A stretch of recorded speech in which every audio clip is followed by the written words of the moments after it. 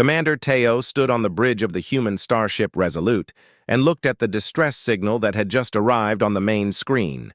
The signal was coming from Kesh 9, a mining colony that belonged to the Ethereal Collective. The Ethereals were a strange and beautiful species. They had skin that glowed like moonlight and could speak to each other without using words. They used telepathy instead. Their minds were connected to each other, and they could share thoughts and feelings across great distances. But something was very wrong on Kesh 9. A solar flare had broken loose from the star that the colony orbited around. It was not a normal solar flare. This one was massive and moving toward the colony at terrible speed. The Ethereals on Kesh 9 were screaming for help. Their telepathic signals were so strong that the human ship's sensors could pick them up. The fear and panic in their thoughts made everyone on the bridge feel sick. Teo was a tall man with dark hair and kind eyes. He had been a military officer for 25 years, and he had seen many difficult things in space. But this was different. This was a situation where he had to choose between two terrible options. He turned to look at his crew. Minha was the chief engineer, a smart woman who could fix almost anything. Su Jin was the ship's doctor, and she had a good heart. Ji Woo was the pilot, and Hai Na was the tactical officer.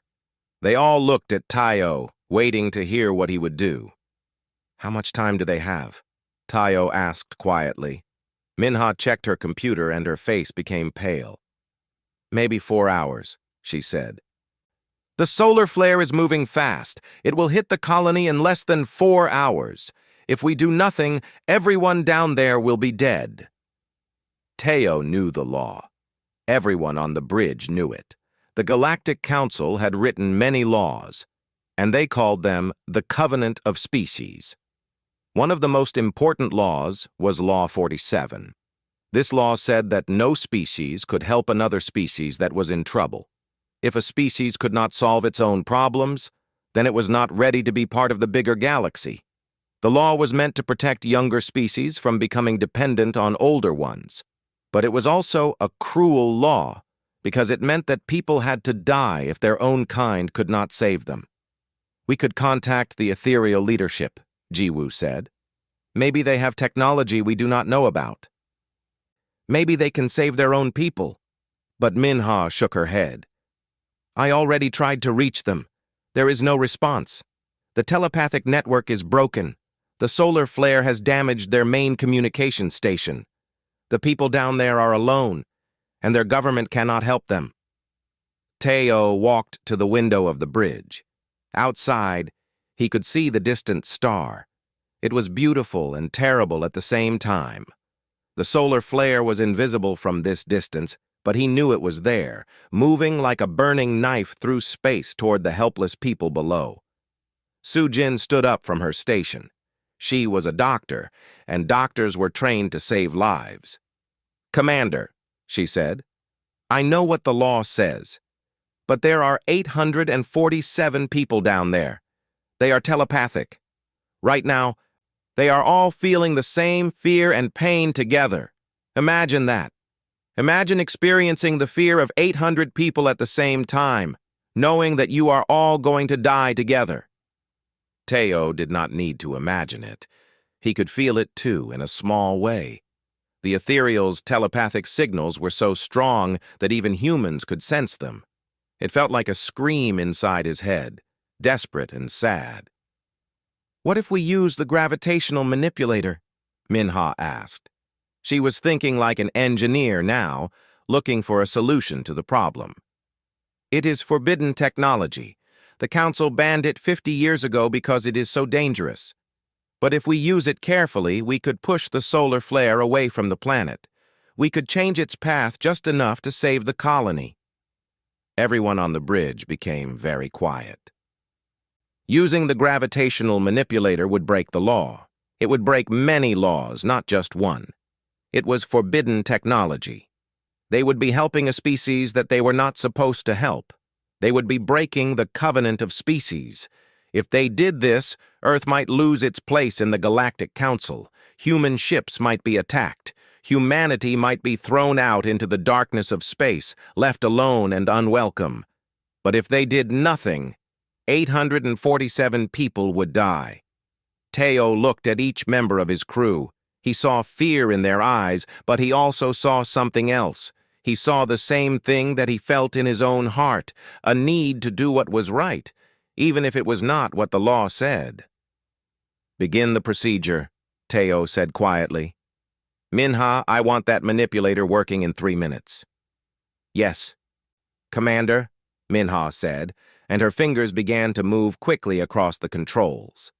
The next 3 hours were the longest hours of Teo's life. Minha worked with incredible focus, bringing systems online that had been locked away in the ship's computer for years. The gravitational manipulator was ancient technology, and no one on the crew had ever used it before. But Minha was very skilled, and she figured out how it worked from the old manuals. When the manipulator was finally ready, Teo gave the command. The Resolute moved into a position between the solar flare and the planet Kesh 9. The manipulator began to work, creating a field of gravity that pushed against the solar flare. It was like trying to stop a river with your bare hands, but the manipulator was strong enough to change the flare's direction. Slowly, very slowly, the solar flare began to move. It would not hit the planet anymore. It would pass by at a safe distance, burning in space where it could hurt no one. In the colony below, the ethereals felt the fear go away. Instead, they felt joy and hope. They did not know how it had happened. They did not know that a human ship had risked everything to save them. They only knew that they would live. 847 minds joined together in a moment of happiness and relief. On the bridge of the Resolute, the crew cheered. But Teo did not cheer. He knew that they had broken the law. He knew that there would be consequences. But when he looked at the readings showing that the colony was safe, he knew that he had made the right choice. "We just became criminals," Haina said softly. "Yes," Teo said. "But we are criminals who saved 847 lives." And somewhere in the darkness of space, the law had been broken for the first time by those who had sworn to uphold it. The trial was held on Nexus Prime, a giant space station that orbited between the stars. It was a beautiful station made of shining metal and glass, but inside it was filled with anger and disagreement. Representatives from 47 different alien species sat in a large circle in the Grand Hall. They were here to decide what should happen to Commander Teo and the crew of the Resolute. They were here to decide if humanity would continue to be part of the Galactic Council, or if Earth would be thrown out into the darkness. Teo stood in the middle of the floor alone. His hands were bound with special energy cuffs that made his muscles weak. He could not run or fight. He could only stand and listen while the species of the galaxy told him what he had done wrong. The first to speak was Lord Vex from the Oligarch Collective. He was a tall creature with 4 arms and skin that looked like metal. His voice was cold and hard like ice. "You have broken Law 47, he said. "You have broken the covenant of species. You have used forbidden technology. You have interfered in the affairs of another species. These are not small crimes. These are crimes that threaten the order of the entire galaxy. If we allow one species to break the laws whenever they feel like it, then all the laws become worthless. This human must be executed. This will send a message to all young species. Obey the laws, or die." Many species agreed with Lord Vex. The Zyethian Empire nodded their heads. The crystalline minds blinked their agreement with waves of colored light. The older species, the ones who had made the laws in the first place, were angry. But then a different voice spoke up. It was Keeper May from the Zenthian Accord. The Zenthians were smaller than most species, with feathers that changed colors with their emotions. Right now, Keeper May's feathers were a bright orange color, which meant passion and emotion. "I agree that the law was broken," Keeper May said. "But I also ask, What kind of law demands that we watch our brothers die? What kind of law says that 847 lives are worth less than a rule written in an old book? The ethereals would be dead if not for this human's courage. And the ethereals are still not here to speak for themselves. Where is the ethereal delegation? Everyone looked around the hall, but there were no ethereals present. The leader of the ethereal collective, a being named Kai Ren, was not at the trial. No ethereals were there to say that they were grateful. No ethereals were there to defend the humans who had saved them. This made everyone suspicious. Then Park Sung, the human ambassador, stood up. He was an older man with gray hair and a strong voice. He had been chosen to speak for all of humanity. He looked at the 47 species, and he spoke from his heart. "Many of you have made laws and rules," Park Sung said, "but humanity is new to the stars. We come from a world that is full of life and danger. We come from a world where we learned that a single person's life is worth more than any law.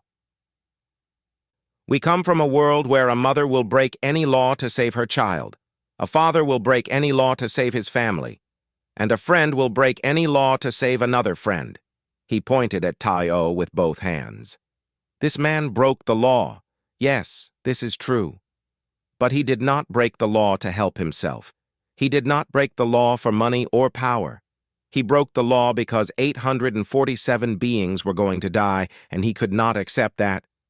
If that is a crime, then I am proud that humanity is a species of criminals.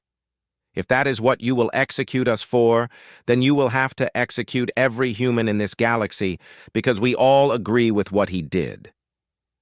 Many species looked at each other with confused expressions on their faces. Some of the younger species, the ones who had only recently joined the council, made sounds of agreement. The Meridian Collective, a species of wise beings who spoke rarely, stood up from their seats. This was very unusual. When the Meridian Collective stood up, everyone stopped talking to listen. The oldest Meridian, a being called Elder Tom, spoke in a voice that sounded like wind through ancient trees. "We have walked among the stars for 10,000 years, Elder Tom said. In all that time we have written many laws. But perhaps we have forgotten something important.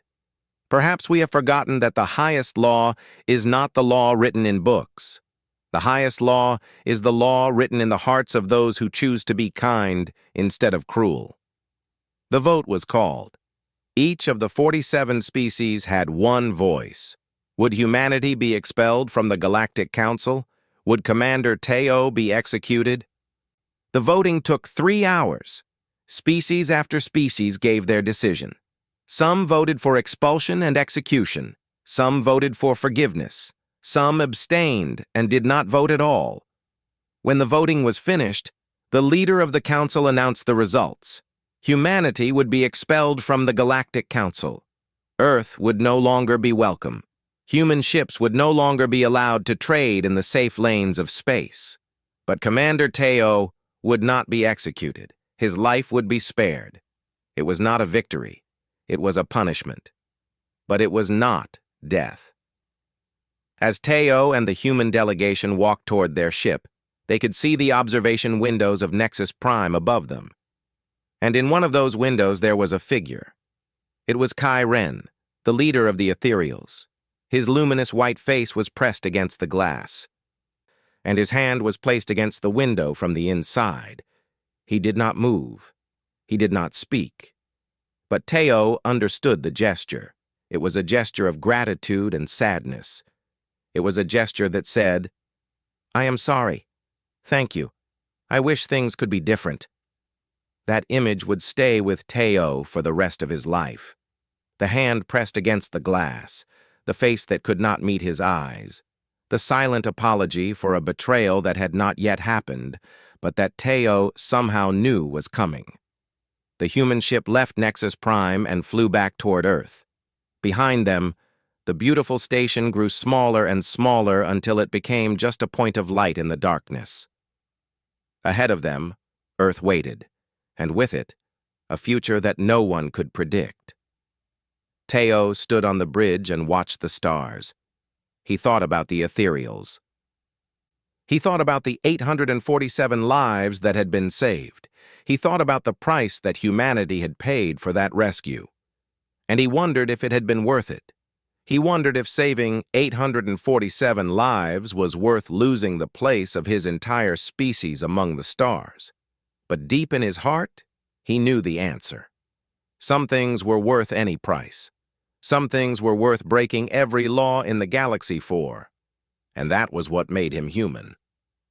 6 months had passed since the trial on Nexus Prime. 6 months since humanity had been thrown out of the Galactic Council and forced to stand alone in the darkness of space.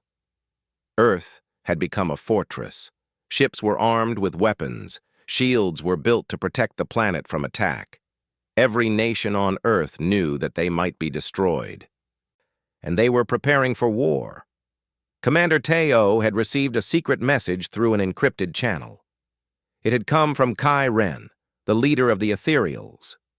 Kai Ren wanted to meet with Teo in person. He wanted to meet on a small station that floated in neutral space, far away from any government or military power. Teo knew it was risky. It could be a trap. But he also knew that he needed to understand what was happening. He needed to know why the ethereals had not defended humanity at the trial. He needed to know why Kai Ren had pressed his hand against the glass with such sadness. Teo brought only one person with him, Da-Hoon, his navigator, and one of his oldest friends. They flew in a small shuttle to the station that Kai Ren had chosen. The station was old and empty. Most of its lights had been shut off. Only a few areas had power left. Da-Hoon stayed with the shuttle while Teo went inside.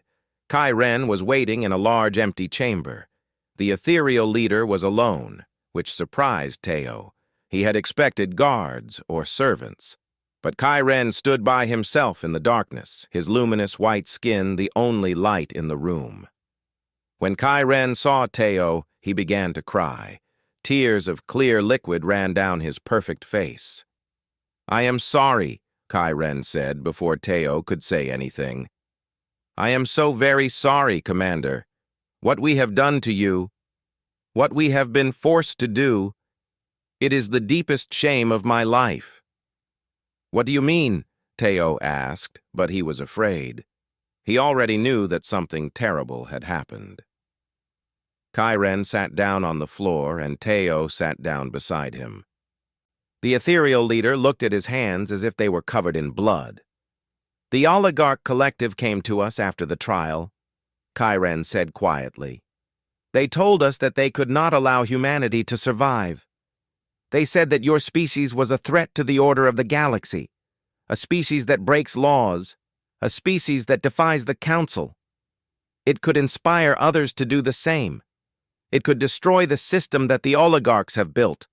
So they gave us a choice." Teo felt his stomach become cold and heavy.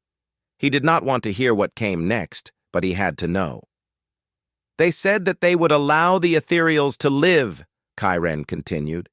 "They would not destroy our colony. They would not kill our children. They would let our people continue to exist, but only if we agreed to help them. Only if we gave them information about human technology. Only if we told them where your fleets were. Only if we helped them plan how to destroy Earth." There was silence in the chamber. The only sound was the gentle hum of the old station's life support systems. "We refused," Kai Ren said. "My people, we tried to refuse. We said that we could not betray the humans who had saved us. We said that it would be dishonorable. We said that we would rather die." The ethereal leader looked up at Teo with his large, sad eyes. "But then, they showed us what they could do. They showed us pictures of our colony. They showed us that they had weapons that could burn our planet from the sky. They said they would do it in one day if we did not help them. They said they would kill every ethereal in existence." Teo understood. He could imagine the fear that must have gripped the ethereal civilization. They had just been saved from death. They were supposed to be safe, But instead, they were facing a worse death, a death that would destroy their entire species forever. "We made the choice to live," Kai Ren said, and his voice was hollow and empty. "We gave them the information they wanted. We told them about your weapons. We told them about your ship designs. We told them about the weakness in your shields. We became traitors to the ones who saved us, and we did it so that our people would not be destroyed." Teo stood up. He needed to walk. He needed to move. His mind was racing. "How much time?" he asked. "How much time before they attack Earth?" "They will come in 72 hours, Kai Ren said. "A fleet of 234 warships.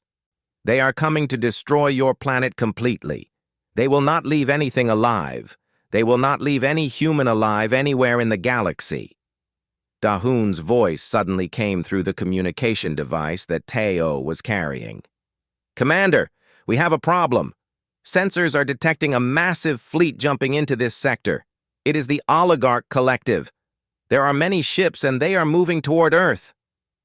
Teo looked down at Kai Ren. "Did you lead them here?" he asked. "Did you betray us to them as well?" "No!" Kai Ren cried out. "No, Commander, I swear by the mind link we share as a species. I chose to tell you. I chose to warn you. The oligarchs do not know that I have spoken to you. But I could not let you die in ignorance. I could not let your species be destroyed without knowing why. You saved us. You broke every law for us. The least I can do is give you the knowledge to fight back." Teo ran toward the shuttle. Dahoon was already firing up the engines. As the shuttle launched away from the station, Teo could see the massive ships of the Oligarch Collective appearing in space around them. They were beautiful and terrible, with sharp edges and glowing weapons. They looked like hunters closing in on their prey. Teo sent a message to Earth with the highest priority encoding. The message said, "Attack coming in 72 hours. Prepare for battle. The ethereals have betrayed us. Stand ready for the fight of our lives." And then he watched as Earth grew larger on the view screen. A blue and green world that did not know it had only hours left to live. The sky above Earth was on fire. Not the sky itself, but the space above it. Explosions lit up the atmosphere in brilliant flashes of orange and white and blue. The Oligarch fleet had arrived just as Kai Ren had predicted. 234 warships filled the space above the planet, and they were attacking with all their power. Commander Teo was no longer on Earth.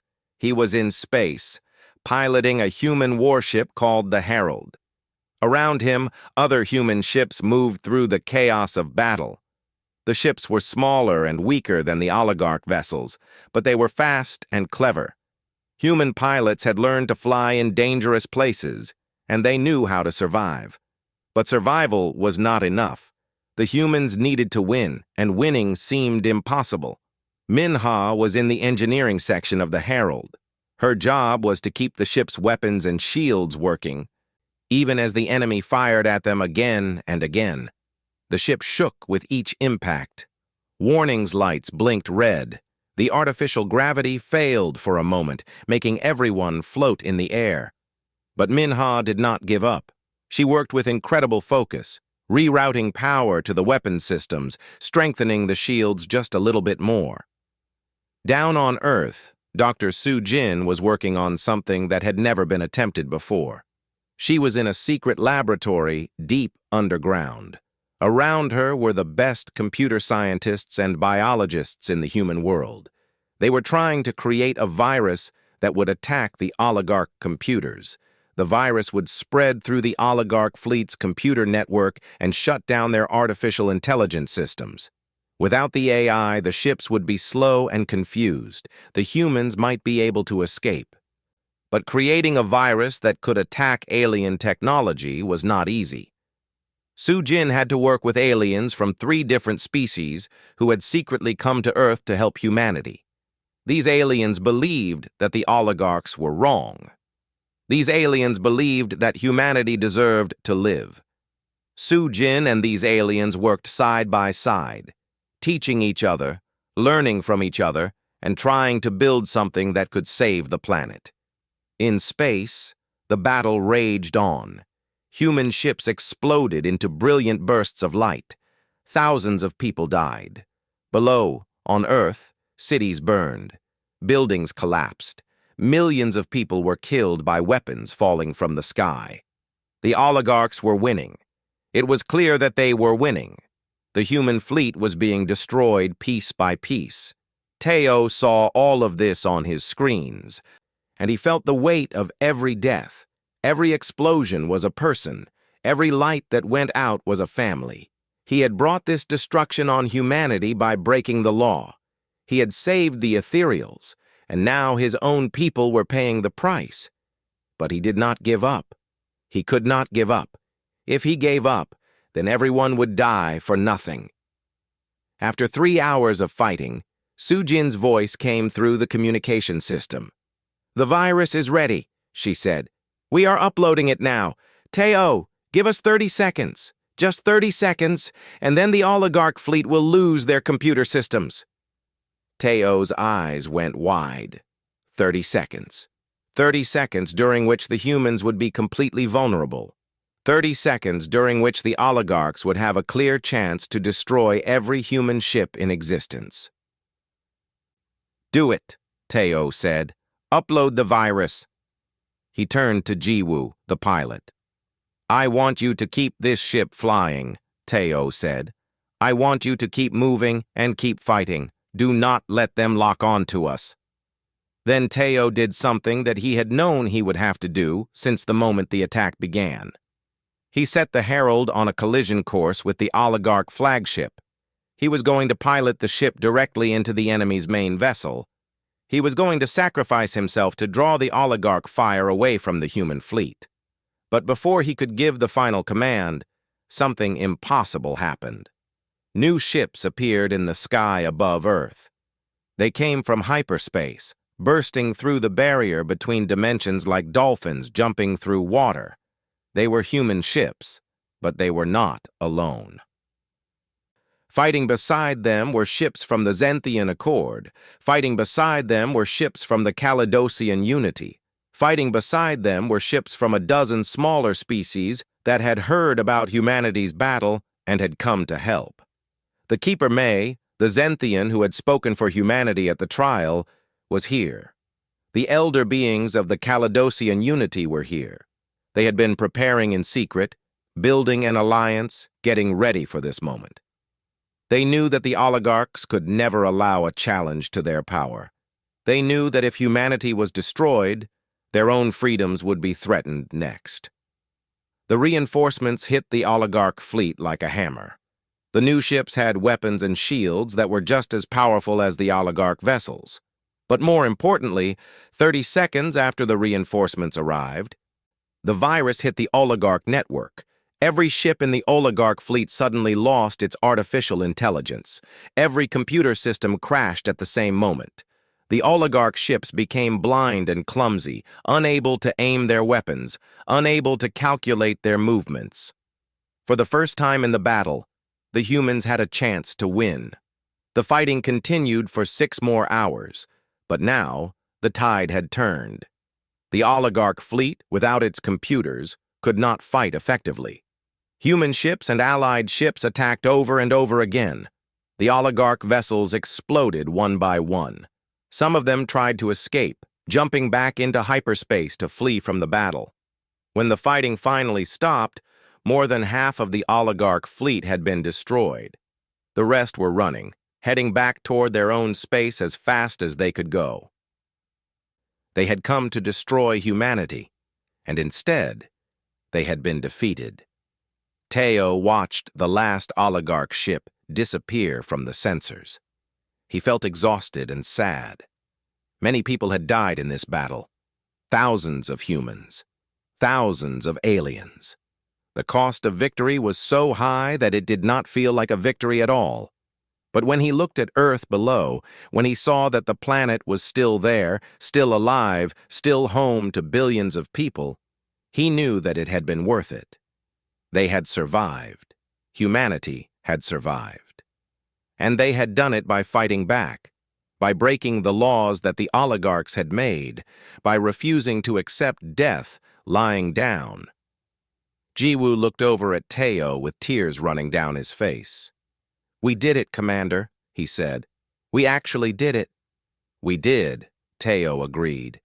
And then he added quietly, "And the galaxy will never be the same." 1 year had passed since the battle above Earth. The Galactic Council had been forced to rebuild itself from scratch.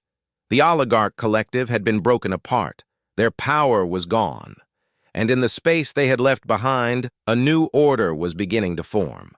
The new council was held on a different station, one that had been built together by many species working side by side. Humans, Zenthians, Kalidosians, and dozens of other species had all contributed.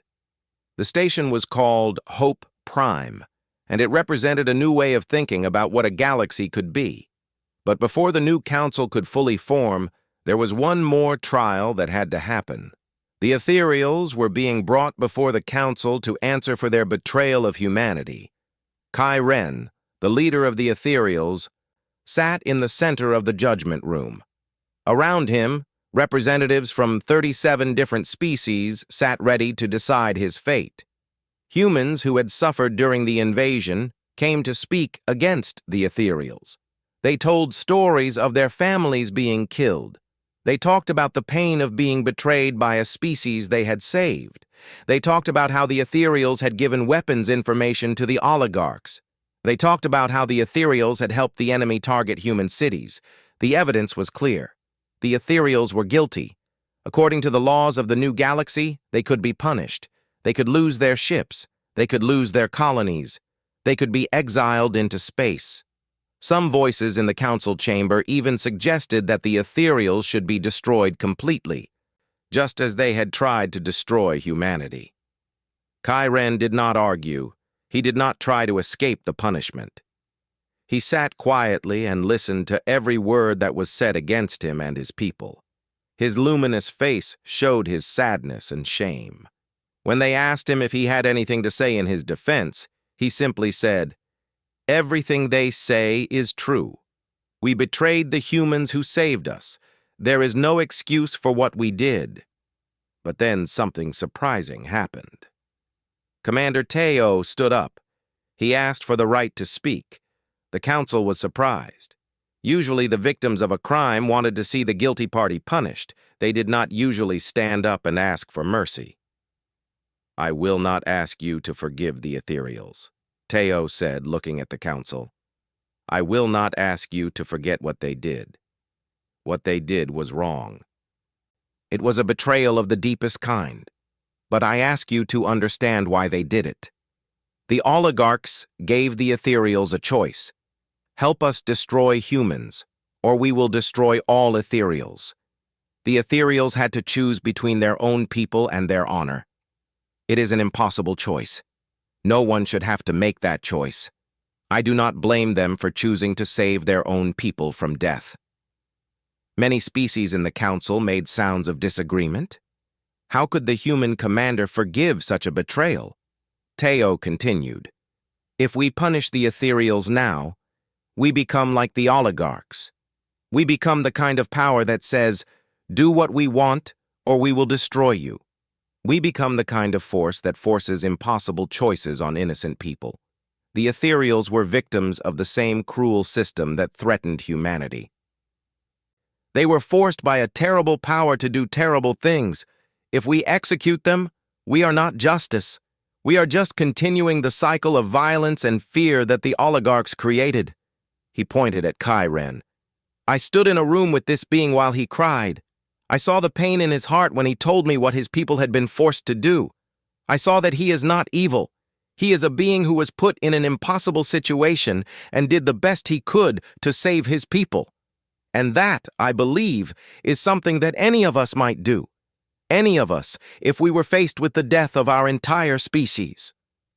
The council became very quiet. No one had expected the human commander to show mercy to those who had betrayed him. It was not the logical choice. It was not the choice that revenge demanded. It was a choice made from the heart. Keeper May from the Zenthian Accord stood up. "The commander speaks with wisdom," the Zenthian said. "If we are to build a new galaxy, it must be one based on understanding and forgiveness, not on endless punishment and fear." One by one, other species stood up. The Caledosian Unity agreed with Tayo. The younger species, the ones who had suffered under oligarch control, agreed. Elder Tom from the Meridian Collective stood up and said, "This human has taught us that true strength is not in the ability to destroy our enemies. True strength is in the ability to forgive them and give them a chance to change." The vote was taken. The ethereals would not be destroyed. They would not be exiled. Instead, they would be welcomed into the new council, but with one condition. They would have to help rebuild what had been broken. They would have to be part of the new order that was being created. They would have to work alongside humans and other species to make sure that the oligarch system could never rise again. After the trial, Teo asked to meet with Kyren in private. They met in a small garden that had been built on the Hope Prime station. There were plants from a dozen different worlds growing there. Humans had brought earth flowers. Zenthians had brought Zenthian herbs. Ethereals had brought their own plants that glowed softly in the darkness. Kyren saw Teo and bowed his head. "Thank you for what you said," the ethereal said. "But I do not understand. Why would you save us again after what we did?" Teo sat down beside the ethereal leader. "Because mercy is what makes us human," he said. "And I believe it is what makes you ethereal too. Beneath all the fear and pain, the oligarchs tried to turn us into monsters. They tried to make us destroy each other out of fear. But we can choose something different. We can choose to understand each other, even when it is hard." Kyren put his hand on Tayo's shoulder. It was a gesture that had never happened before between a human and an ethereal. It was a gesture of connection and trust. "You have saved my people twice now," Kyren said. "The second time by giving us our lives back in a different way. You gave us the chance to be something better than what we had become." They sat together in the garden, watching the plants from different worlds grow side by side, each one unique, each one beautiful, all of them alive in the same place. It was a picture of what the new galaxy could be. Many different beings, many different cultures, many different kinds of life, all learning to live together in peace and understanding. And in that moment, Teo knew that the price of mercy was always worth paying.